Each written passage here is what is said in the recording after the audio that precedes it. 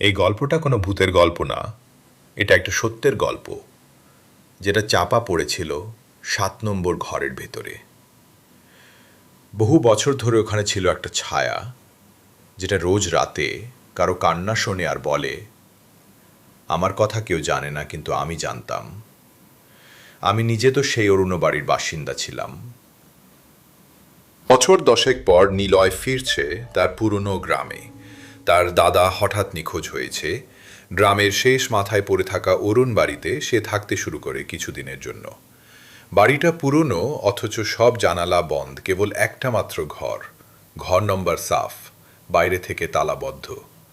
প্রথম রাতেই সে দেখে দেয়ালের ভেতর দিয়ে যেন কেউ ধীরে ধীরে হেঁটে চলে যায়। পরদিন সে গ্রামের বৃদ্ধ নলিম কাকার কাছ থেকে শোনে ১৯৭৮ সালে সেই ঘরে এক মেয়ে মারা গিয়েছিল।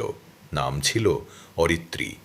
তার মৃত্যু আত্মহত্যা নয়, তাকে মেরে ফেলা হয়েছিল তার নিজের পরিবারের হাতে, কারণ সে মানসিক ভারসাম্য হারিয়েছিল। বলা হতো সে নাকি ভবিষ্যৎ দেখতে পেত।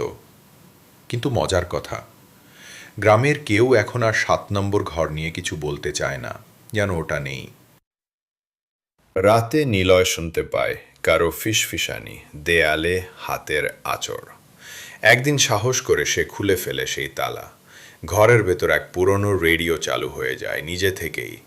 রেডিও থেকে ভেসে আসে, আমার কথা কেউ শুনছে?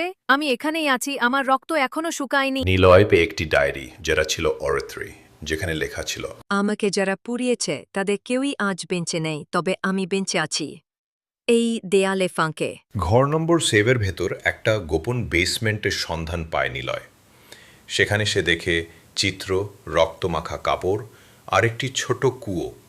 সেই কুয়োর পাশে একটা ছায়া দাঁড়িয়ে থাকে, যার চুল চোখের ওপর ঝুলে থাকে, মুখ ঢাকা কিন্তু শরীর গলিত। সে বলে, তুই তো এলি, এবার আমিও যেতে পারবো। নিলয় সবকিছু ছেড়ে পালাতে চায়, কিন্তু সে জানে যতক্ষণ সত্যি প্রকাশ না পাবে ততক্ষণ অভিশাপ যাবে না। সে ডায়েরির পাতা স্থানীয় পত্রিকায় প্রকাশ করে।